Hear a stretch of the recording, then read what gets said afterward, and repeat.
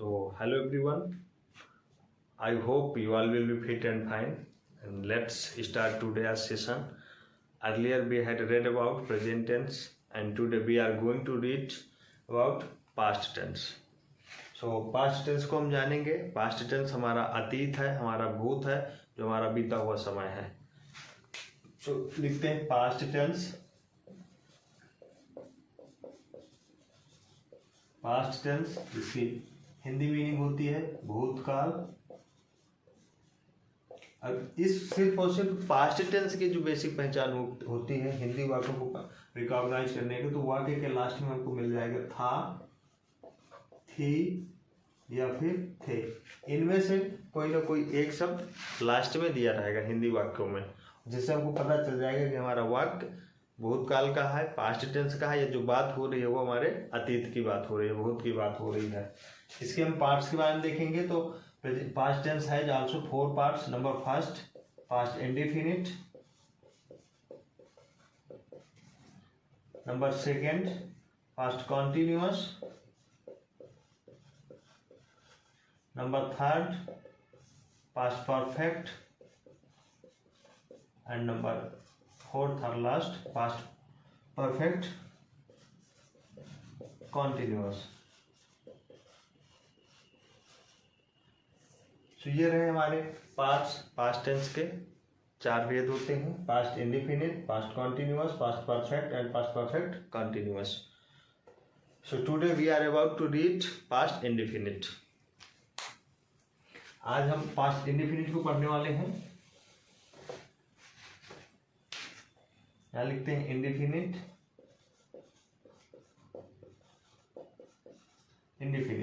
Past indefinite. Past indefinite के यदि हिंदी वाक्यों में पहचान के बारे में बात करें तो लास्ट में दिया रहेगा ता, था, ती, थी, ते, थे, अथवा या, ये या फिर आ, ई, ए. देखते हैं. ता, था, ती, थी,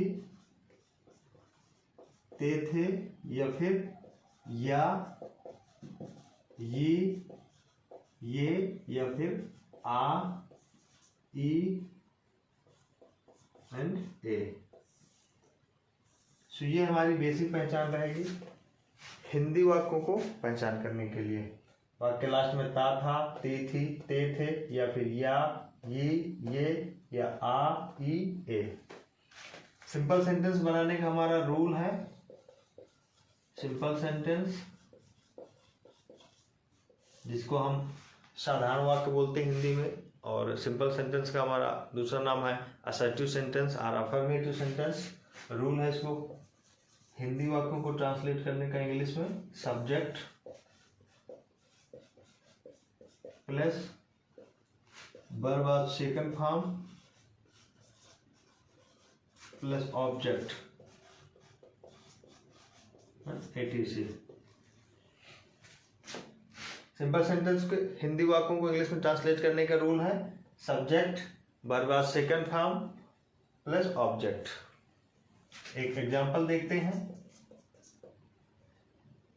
हम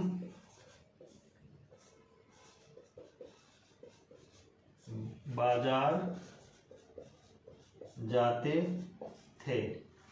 इसमें दिया हुआ हम बाजार जाते थे. जैसा मैंने बताया था कि पास्ट इंडेफिनिट की जो बेसिक पहचान है हिंदी वाक्यों को हमें रिकॉग्नाइज करने की, पहचान करने की, हमेशा वाक्य के लास्ट से ही पहचान करते हैं, जिसमें हमारा दिया रहेगा ता, था, ती, थी, ते, थे, या फिर या, ये या आ, ई, ए.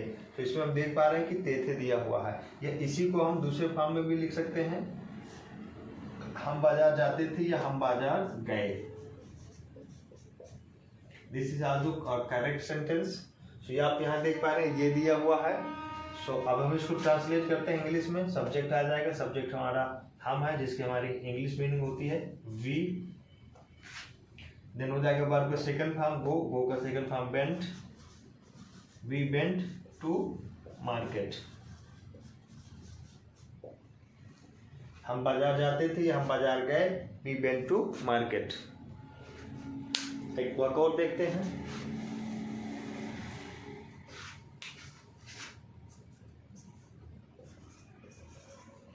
वह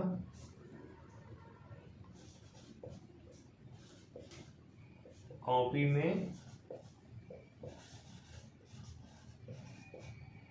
लिखता था, या इसी का हो जाएगा उसने कॉपी में लिखा। वह कॉपी में लिखता था या उसने कॉपी में लिखा। दोनों सेंटेंस है जो हमारे पास्ट इंडिफिनिट से है और सिंपल सेंटेंस है। इसको मैं ट्रांसलेट करने का जो रूल है, सब्जेक्ट प्लस वर्ब का second form plus object. Subject देखेंगे वह, ही हो जाएगा। वर्ब का सेकंड फॉर्म लिखना हो जाएगा, वर्ब राइट मीन्स लिखना। सेकंड फॉर्म हमारा रोट हो जाएगा, WROTE, एंड ऑब्जेक्ट आ जाएगा। ऑब्जेक्ट किसमें लिखता था? कॉपी में। He wrote in the notebook और copy.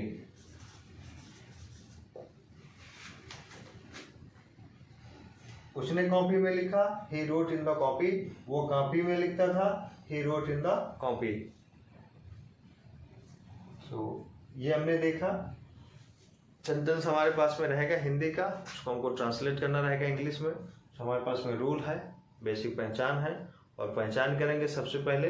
First of all we will recognise the sentence and then we will learn this rule and we will easily translate into English, और हम आसानी से इंग्लिश में इसको ट्रांसलेट कर लेंगे। और भी सेंटेंस हम बना सकते हैं, बहुत सेंटेंसेस हैं जो बोलचाल की भाषा में हमारी यूज होते हैं। और पास्ट इंडिफिनिट के बारे में, जो अतीत के बारे में व्यक्ति बात करता है, तो यही रूल है। या तो लास्ट में ता था ती थी आएगा, या फिर या ये या आ ई ए, बेसिक पहचान रहेगी। एंड अब हम देखते हैं इसका निगेटिव सेंटेंस। पास्ट इंडिफिनिट का निगेटिव सेंटेंस हमारा कैसे बनता है, उसका रूल क्या है वाक्य को ट्रांसलेट करने का। निगेटिव सेंटेंस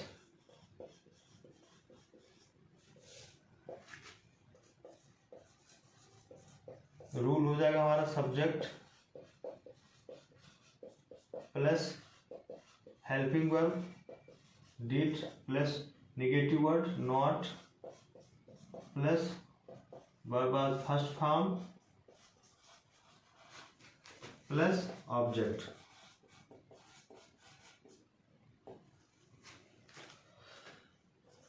इसका उदाहरण देखते हैं।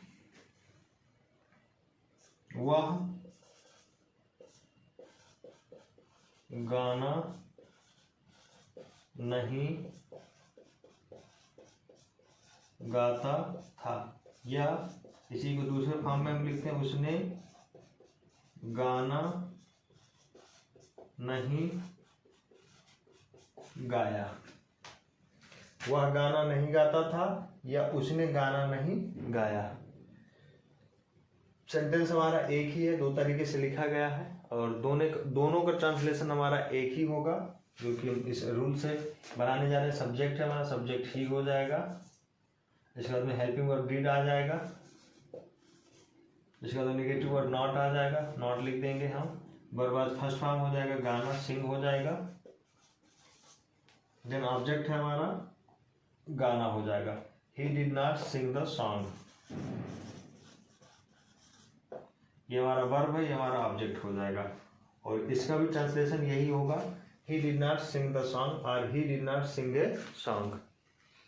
वह गाना नहीं गाता था या उसने गाना नहीं गाया। He did not sing the song और he did not sing a song. एक चीज ध्यान देखना है यहाँ हमको, हेल्पिंग वर्ब पास्ट इंडिफिनिट में, सिंपल सेंटेंस में तो किसी भी हेल्पिंग वर्ब को हम यूज नहीं करते, वर्ब का सेकंड फॉर्म यूज करते हैं। लेकिन सिंपल सेंटेंस को छोड़ करके यदि सेंटेंस हमारा पास्ट इंडिफिनिट का और नेगेटिव है या फिर इंट्रोगेटिव है, तो हम हेल्पिंग वर्ब को यूज करते हैं डिड। और डिड हमारा सिंगुलर एंड प्लूरल दोनों सब्जेक्ट के रूप में यूज होता है। इसमें सब्जेक्ट या फिर सिंगुलर रहे या कोई प्लूरल सब्जेक्ट आए, तो दोनों के लिए हम हेल्पिंग वर्ब डिड का यूज करते हैं, क्योंकि इसके पास में एक ही हेल्पिंग वर्ब है। पास्ट इंडिफिनिट है जो only one single helping verb and that is did. अब और एक वाक्य देखना चाहें, बना सकते हैं हम इसी से। वे घर नहीं पहुंचते थे, या वे घर नहीं पहुंचे, वे घर नहीं पहुंचे, वे घर नहीं पहुंचते थे, या वे घर नहीं पहुंचे। अब हम इसको ट्रांसलेट करेंगे।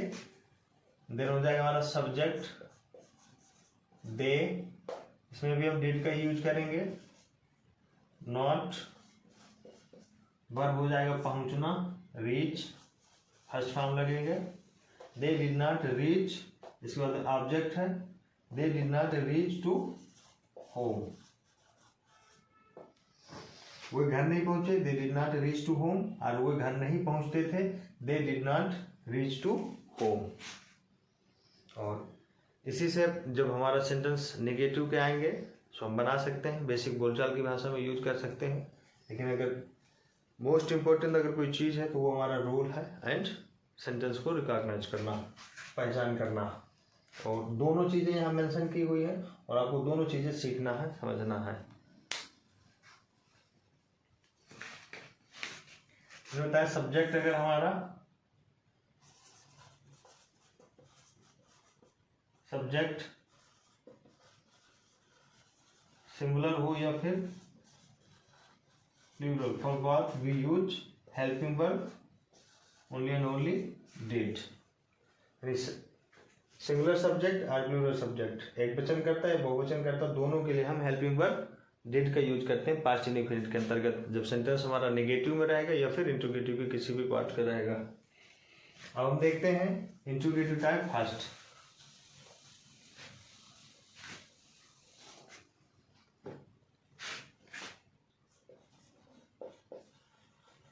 इंट्रोगेटिव टाइप फर्स्ट, ये पास्ट इंडेफिनिट का हमारा इंट्रोगेटिव टाइप फर्स्ट हो गया। इसका रूल है helping verb did plus subject plus verb first form plus object and last question mark. Interrogative type first का हमारा सेंटेंस को इंग्लिश में ट्रांसलेट करने का रूल है helping verb did plus subject plus verb first form plus object and in last question mark. एक चीज हमको ध्यान रखना है, जब सेंटेंस हमारा सिंपल सेंटेंस है पास्ट इंडेफिनिट का, तब उस टाइम पे हम वर्ब का सेकंड फॉर्म का यूज करते हैं और कोई भी हेल्पिंग वर्ब का यूज नहीं करते हैं। लेकिन जैसे ही सेंटेंस हमारा नेगेटिव हो जाता है या फिर इंट्रोगेटिव का किसी भी पार्ट का हो जाता है, उस टाइम पे हम हेल्पिंग वर्ब डिड का यूज करते हैं एंड वर्ब का फर्स्ट फॉर्म का यूज करते हैं। वर्ब का सेकंड फॉर्म सेंटेंस हमारा जब सिंपल सेंटेंस रहेगा एंड वर्ब का first form with helping verb जब सेंटेंस हमारा नेगेटिव रहेगा या फिर इंट्रोगेटिव रहेगा। तो ये इंट्रोगेटिव टाइप फर्स्ट है। हमने नेगेटिव भी देखा, वहाँ हेल्पिंग वर्ब हमने डिड का यूज किया है, नेगेटिव वर्ड नॉट लगाया है। अब इंट्रोगेटिव टाइप फर्स्ट का है, एक उदाहरण लेते हैं, हम कोई भी वाक्य ले लेते हैं हिंदी का। सबसे पहले क्या आप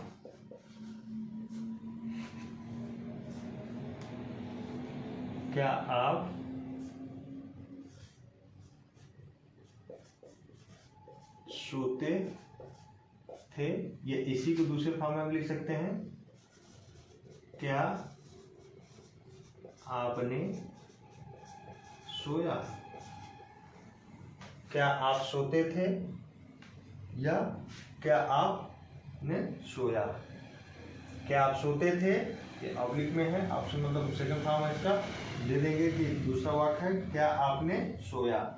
दोनों सेंटेंस एक ही है, एक ही इनका ट्रांसलेशन होगा इंग्लिश का, पर मैं इसलिए लिख रहा हूँ कि ये समझ में आया जो हमने लिखा हुआ बेसिक पहचान है हमारी जो पास्ट इंडेफिनिट की, वो मैच कर रहे हैं, उसको दोनों फॉर्मेट में बना रहे हैं, क्योंकि इसमें ये भी रहेगा, ये भी सही है एंड ये भी सही है, लेकिन दोनों का ट्रांसलेशन एक ही होगा। वाक्य तो अलग अलग मीनिंग नहीं दे रहे, उच्चारण अलग अलग आ रहा है, बट दोनों सेंटेंस हमारे पास्ट इंडेफिनिट के इंट्रोगेटिव टाइप फर्स्ट के ही हैं। तो हेल्पिंग वर्ब हम यूज करेंगे डिड देन आ जाएगा सब्जेक्ट यू, देन आ जाएगा verb was first form, sleep में सोना, and there is no object, so last one question mark.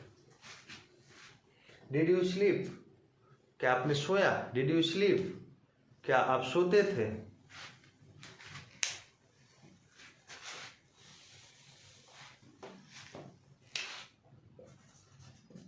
क्या वह हंसता था, या क्या उसने हंसा, क्या वह हंसता था या फिर क्या उसने हंसा। इसका भी हमारा ट्रांसलेशन सेम ही होगा, उसी भी यहाँ पे बनाएंगे। हेल्पिंग वर्ब आ जाएगा डिड, देन आ जाएगा सब्जेक्ट चेंज हो जाएगा, ही हो जाएगा यहाँ, एंड वर्ब का फर्स्ट फॉर्म हो जाएगा हंसना, laugh, and here is also there is no object, so हम लास्ट में क्वेश्चन मार्क ऐड कर देंगे। Did he laugh, क्या वह हंसता था, क्या उसने हंसा, Did he laugh।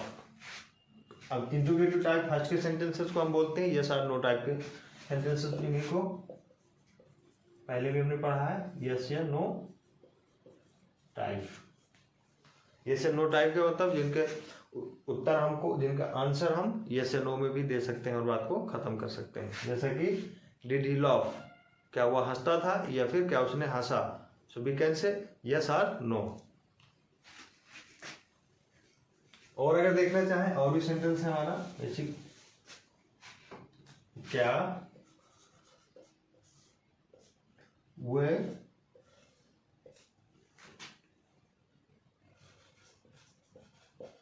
पुस्तक पढ़ते थे, ये हो जाएगा क्या वे या क्या उन्होंने पुस्तक पढ़ी, क्या उन्होंने पुस्तक पढ़ी,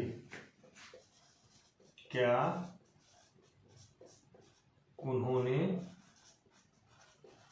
पुस्तक पढ़ी। तो आप देख पा रहे हैं क्या वह पुस्तक पढ़ते थे, या इसी को हम दूसरे फॉर्म में लिख सकते हैं क्या उन्होंने पुस्तक पढ़ी।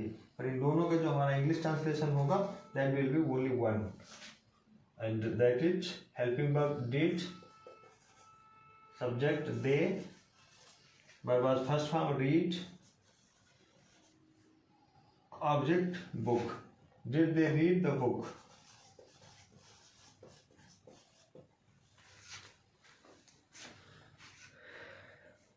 ये आपने देखा, हमने सिंपल बनाया, नेगेटिव बनाया, इंट्रोगेटिव टाइप फर्स्ट भी बनाया, एंड मुझे लगता है कि यहाँ तक हमने कोई भी डिफिकल्टी नहीं फेस करी, आसानी से इजीली वी हैव ट्रांसलेटेड। हमने अनुवाद किया है इनको, और किसके आधार पे किया है, सिर्फ और सिर्फ रूल पे। So here I can say that rule is most important part of any sentence, any part of sentence. किसी भी टेंस का, किसी भी सेंटेंस का पार्ट का अगर बेहद इंपॉर्टेंट हमारी कोई चीज़ है तो वो रूल है। And second thing, to recognize the sentence, sentence को पहचानना कि किस टेंस का है, किस सेंटेंस का है, सिंपल है, नेगेटिव है, इंट्रोगेटिव है। सो अगर ये चीज़ें और ये दोनों चीज़ें हमको आ जाएंगी तो ये हमारा बहुत ही आसान है सेंटेंस को ट्रांसलेट करना। और अगर रूल हमें लर्न हो जाएगा तो हम sentence English to Hindi and Hindi to English दोनों तरीके से ट्रांसलेट कर सकते हैं। क्योंकि जब ये रूल हमको मालूम रहेगा तो यदि हम मिटाना चाहें, इसको मिटा करके देखते हैं, मैंने हिंदी मिटा दिया इसकी, सिर्फ और सिर्फ हमारे पास में इंग्लिश सेंटेंस है, and we have to translate this English sentence into Hindi sentence. So first of all did, and did जब हमें हेल्पिंग वर्ब शुरू में आ जाती है तो हमें मालूम होना चाहिए कि इंट्रोगेटिव टाइप फर्स्ट का है, और जब इंट्रोगेटिव टाइप फर्स्ट का कोई सेंटेंस हमारा रहता है तो बेसिक से पहचान है क्राइटेरिया कि सबसे पहले शुरुआत में हमारा प्रश्नवाचक शब्द क्या आ जाएगा। एंड एक चीज़ हमको क्लियर हो गई कि डिड का यूज हम कहाँ करते हैं, पास्ट इंडेफिनिट में, एंड शुरू में लगा हुआ है, रूल हमारा बता रहा है कि इंट्रोगेटिव टाइप फर्स्ट का सेंटेंस है। मैं आपको दिखाना चाह रहा हूँ कि इस इंग्लिश सेंटेंस को हम हिंदी सेंटेंस में किस तरीके से अनुवादित करते हैं, किस तरीके से ट्रांसलेट करते हैं। सो ये हमारा डिड आएगा जब, तो प्रश्नवाचक शब्द क्या शुरू में आ जाएगा। इसके बाद आ जाएगा दे रीड द बुक, तब क्या हो जाएगा did they read the book. क्या के बाद में कोई ना कोई हमारा सब्जेक्ट आएगा, कर्ता आएगा, और कर्ता क्या सब्जेक्ट हमारा दे का हमारा हो जाएगा हिंदी मीनिंग वे। देन आ जाएगा रीड द बुक। एक चीज यहाँ ध्यान रखना है, इंग्लिश फॉर्मेट में हमारा जो वर्ब है बीच में है एंड ऑब्जेक्ट लास्ट में है, लेकिन जब हम इसको हिंदी फॉर्मेट में लाते हैं, हिंदी वाक्य बनाते हैं, तो ऑब्जेक्ट हमारा बीच में आ जाएगा एंड जो वर्ब रहेगा वो लास्ट में रहेगा, क्योंकि वर्ब के साथ से ही हमको पता चलेगा कि वाक्य हमारा किस टेंस का है, किस टेंस का किस पार्ट का है। तो यहाँ रीड का नहीं लिखेंगे, सबसे पहले लिखेंगे बुक का, आ जाएगा बुक पुस्तक। देन आ जाएगा हमारा रीड वर्ब पढ़ना, एंड पढ़ना है, पढ़ना के साथ साथ में हमें हेल्पिंग वर्ब दिया हुआ डिड, और डिड जो हमें बता रहा है कि किस में यूज करते हैं हेल्पिंग वर्ब को, पास्ट इंडेफिनिट में, इधर नेगेटिव सेंटेंस और इंट्रोगेटिव टाइप सेंटेंसेस। सो जब इंट्रोगेटिव डिड का यूज करते हैं पास्ट इंडेफिनिट में, एंड पास्ट इंडेफिनिट के हमने हिंदी जो पहचान करी थी वाक्यों की कैसे पहचान करते हैं, तो वाक्य के लास्ट से पता करते हैं, और वाक्य के लास्ट में हमारा दिया रहेगा ता था, ती थी, ते थे, या फिर या, ये, या फिर आ, ई, ए, इनमें से कोई ना कोई एक वर्ड हमारा लास्ट में लगा रहेगा वर्ब के साथ में। तो हम यहाँ सिंपल लगा देते हैं, ता था के साथ में, या ती थी के साथ में, या ते थे के साथ में देखते हैं। तो सब्जेक्ट हमारा प्लूरल है, तो प्लूरल में ता था तो आएगा नहीं, क्योंकि ता था हमारा सिंगुलर सब्जेक्ट के लिए रहेगा। ती थी भी नहीं आएगा, सिर्फ और सिर्फ ते थे आएगा। तो क्या हुए पुस्तक, एंड क्या हो जाएगा रीड में पढ़ना हो जाएगा, एंड ते थे आ जाएगा इसके साथ में, एंड लास्ट क्वेश्चन मार्क दिया हुआ है, हमने क्वेश्चन मार्क ऐड कर लिया। देखा जाए हमको रूल मालूम है, तो हम इंग्लिश सेंटेंस को भी हिंदी में ट्रांसलेट कर सकते हैं, एंड हिंदी सेंटेंस को इंग्लिश में तो आसानी से कर ही सकते हैं। तो इसलिए रूल को जानना, रूल को लर्न करना बहुत इंपॉर्टेंट है। अब आ जाइए हम देखते हैं इसी एक सेंटेंस दूसरे सेंटेंस को बनाते हैं, जो हमारा इंट्रोगेटिव निगेटिव टाइप फर्स्ट रहेगा, निगेटिव इसमें हमारा इंक्लूड रहेगा। क्या हर्षित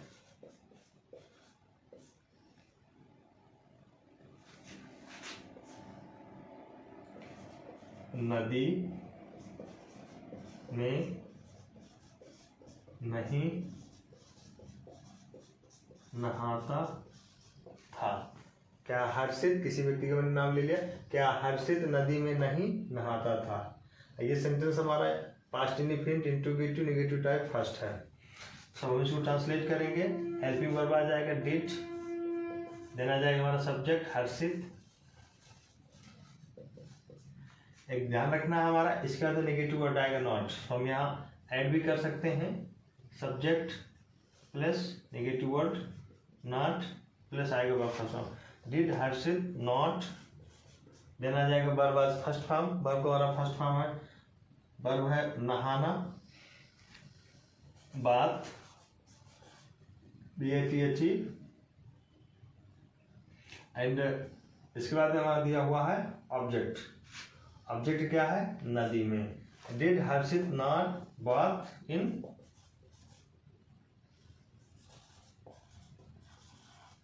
द रिवर। क्या हर्षित नदी में नहीं नहाता था, did Harshit not bath in river. तो हमने यहाँ देखा सेंटेंस हमारा इंट्रोगेटिव एंड नेगेटिव भी रहा, नेगेटिव हमने कर दिया, तो सब्जेक्ट के बाद में हमारा नेगेटिव वर्ड नॉट आएगा। इंग्लिश रूल में सब्जेक्ट हर्षित है, इसके बाद हमारा नॉट है, एंड वर्ब फर्स्ट फॉर्म है, एंड लास्ट में ऑब्जेक्ट है। तो इस तरीके से हमने इंट्रोगेटिव और नेगेटिव दोनों फॉर्मेट में पढ़ लिया है, and now we will move towards interrogative type second.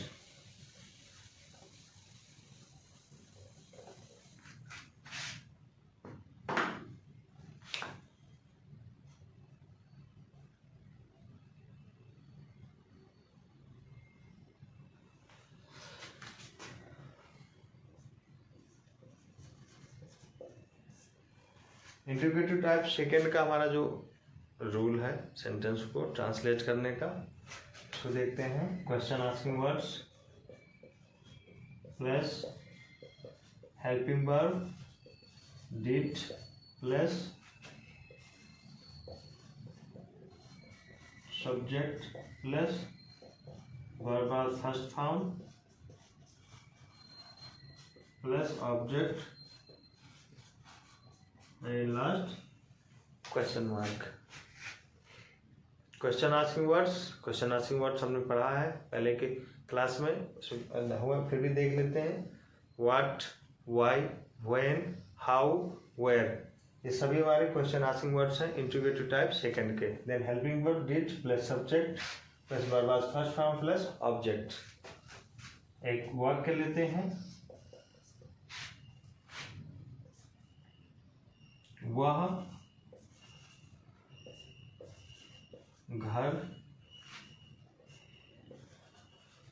क्यों, यहां हो जाएगा घर में क्यों रहता था। नेक्स्ट सिंपल से लिया है इसका इंट्रोगेटिव टाइप सेकंड का, वह घर में क्यों रहता था। इसको ट्रांसलेट करेंगे। क्वेश्चन आस्किंग वर्ड्स क्यों का हमारी इंग्लिश मीनिंग हो जाएगी why, did, subject he, verb first form live, object in the home.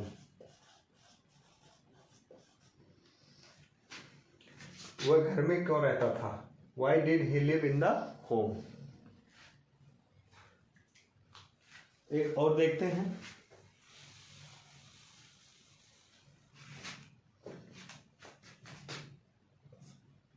हम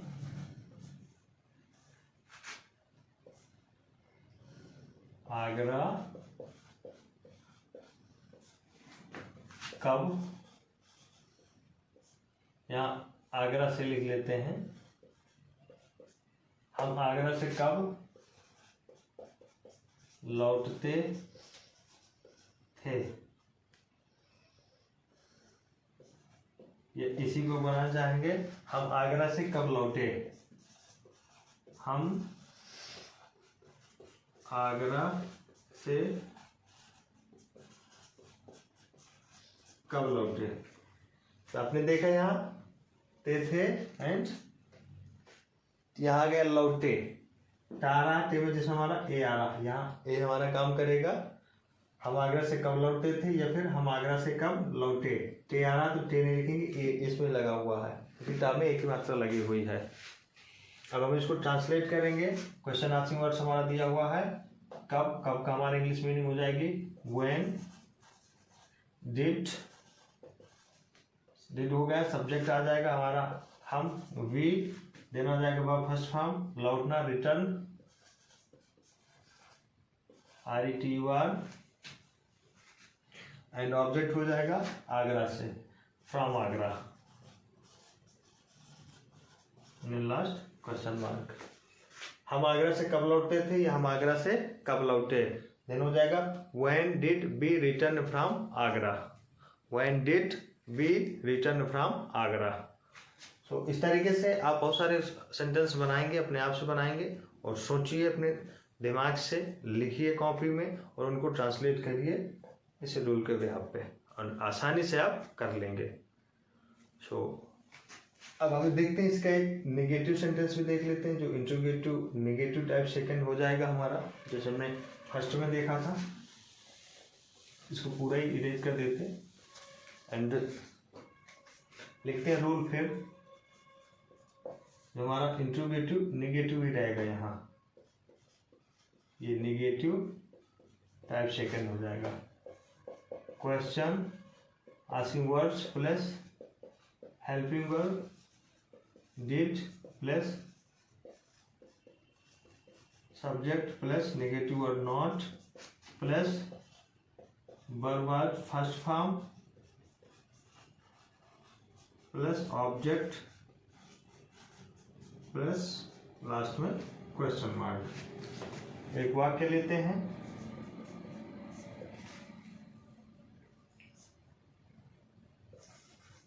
विनोद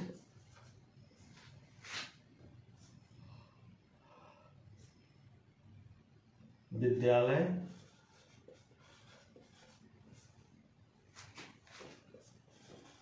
क्यों नहीं, यहाँ दूसरा बना देते हैं, विनोद विद्यालय में क्यों नहीं पढ़ाता था। ये इसी को बनाना चाहेंगे दूसरे फॉर्मेट में, विनोद ने विद्यालय में क्यों नहीं पढ़ाया। विनोद विद्यालय में क्यों नहीं पढ़ाता था, या उसी का दूसरा हो जाएगा हमारा, विनोद ने विद्यालय में क्यों नहीं पढ़ाया। अब इसको हम ट्रांसलेट करेंगे, क्वेश्चन आंसरिंग वर्ड्स हो जाएगा क्यों, why did Vinod not teach, दे रखा हुआ object, teach in the school और कॉलेज।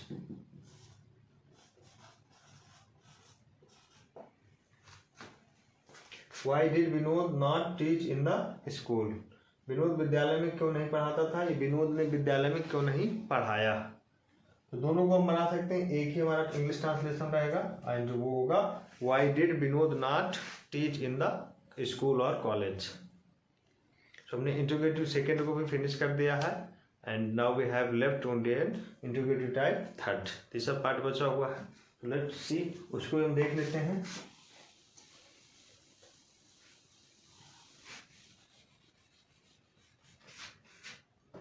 इंट्रोगेटिव टाइप थर्ड, इसका हमारा रूल है क्वेश्चन आंसरिंग वर्ड्स प्लस आ जाएगा CW connecting words plus helping verb did plus subject plus verb was first form plus object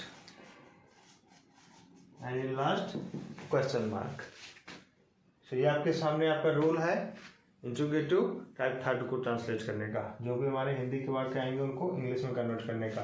question answering words plus connecting verb plus helping verb did plus subject plus verb was first form plus object and in last question mark. वाक्य देखते हैं, आप भी सोचते रहिए, सोचिए। जैसे हम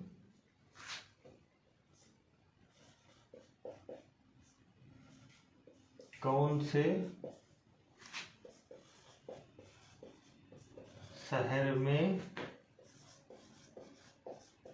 रहते थे, हम कौन से शहर में रहते थे।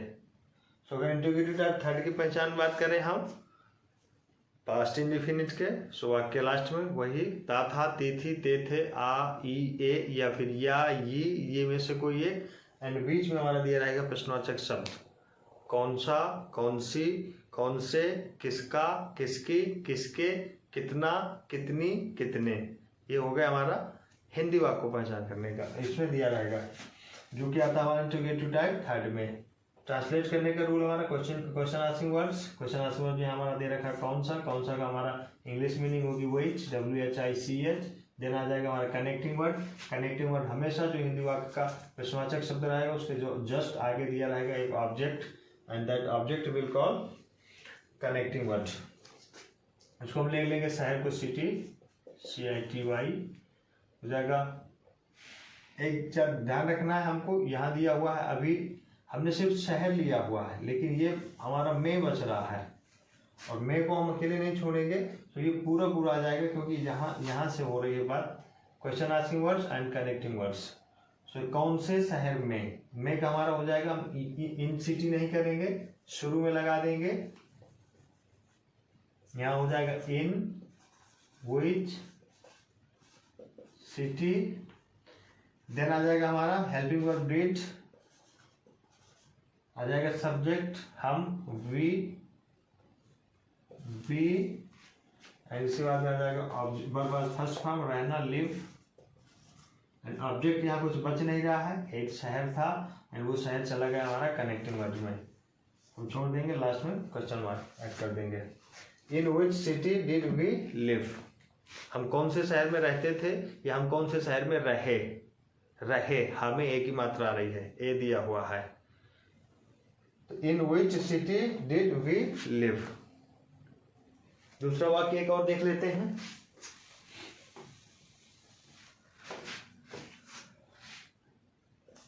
वह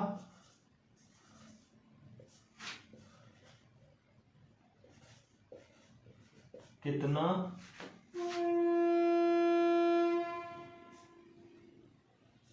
दूध पीता था, या इसी को कह सकते हैं उसने कितना दूध पिया। उसने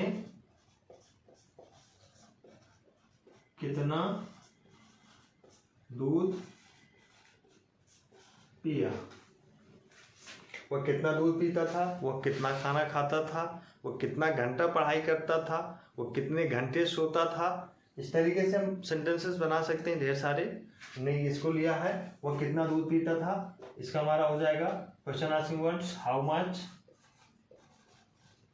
देन आ जाएगा कनेक्टिंग वर्ड्स, दूध दिया हुआ है मिल्क। देन आ जाएगा हेल्पिंग वर्ब हमारा डिड। आ जाएगा सब्जेक्ट वह।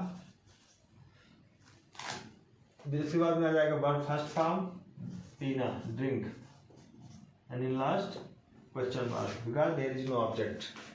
सो how much milk did he drink. उसने कितना दूध पिया या वो कितना दूध पीता था। How much milk did he drink. उसने कितना खाना खाया या वो कितना खाना खाता था। वो कितने घंटे पढ़ाई करता था, वो कितने घंटे सोता था, वो कितने घंटे घूमता था। इस तरीके से आप सेंटेंस बना सकते हैं और उनको ट्रांसलेट कर सकते हैं। रूल आपके साथ में है, रूल आपके पास में है, रूल आपकी मुट्ठी में है, रूल आपकी कॉपी में है। एंड रूल, सबसे बड़ी बात, रूल को आपको अपने दिमाग में बैठाना है। इस तरीके से हमने इंट्रोगेटिव थर्ड को भी देख लिया। एंड एक सेंटेंस हम देख लेते हैं इंट्रोगेटिव निगेटिव टाइप थर्ड। सो आ जाइए देखते हैं इसको भी। इंट्रोगेटिव निगेटिव हो जाएगा हमारा थर्ड।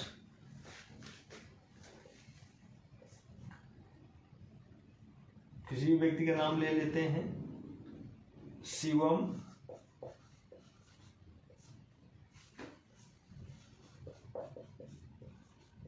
कौन सा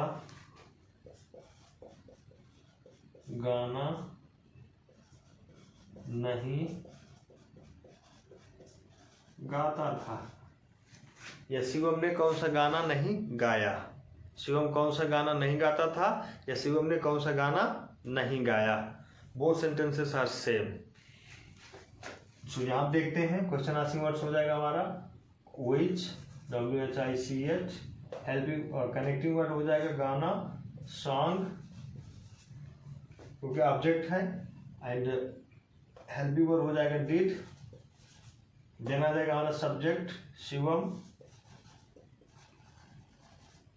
अब हम ध्यान देना which song did Shivam not. तो सब्जेक्ट के बाद में हमको ऐड करना है negative word not. which song did Shivam not sing, and कोई ऑब्जेक्ट बचता नहीं है। शिवम कौन सा गाना नहीं गाता था या शिवम ने कौन सा गाना नहीं गाया। which song did Shivam not sing. So आपने देखा किस तरीके से हमने सेंटेंस को ट्रांसलेट किया, आसानी से किया। तो इसीलिए मैं कह रहा हूँ कि इंग्लिश बहुत आसान है, बशर्ते आपको आसान बनाना पड़ेगा। आपके पास में रिसोर्सेस हैं और उन रिसोर्सेसों का आपको बेनिफिट लेना पड़ेगा, आपको सीखना पड़ेगा, आपको मेहनत करना पड़ेगा। और यदि really if you want to become a good English speaker and really if you want to become a error-free English speaker and you have a dream that I want to become a good English speaker and I have to win the fear of my English, अंग्रेजी के डर से अगर मुझे निकलना है और कुछ करना है, so this platform is the best for you because this is the learning stage and we can say initiative stage, and one by one we will learn each and everything of the English grammar. So आप लोगों ने सीखा and अपना समय दिया। आशा करता हूँ कुछ चीज़ें आप लोगों की समझ में आई होंगी और इसी तरीके से हम चीज़ें इम्प्रूव भी करते रहेंगे, धीरे धीरे सीखते रहेंगे और आज की क्लास यहीं तक, मिलते हैं अगली क्लास में। तब तक के लिए bye bye, take care, wish you all the best, thank you.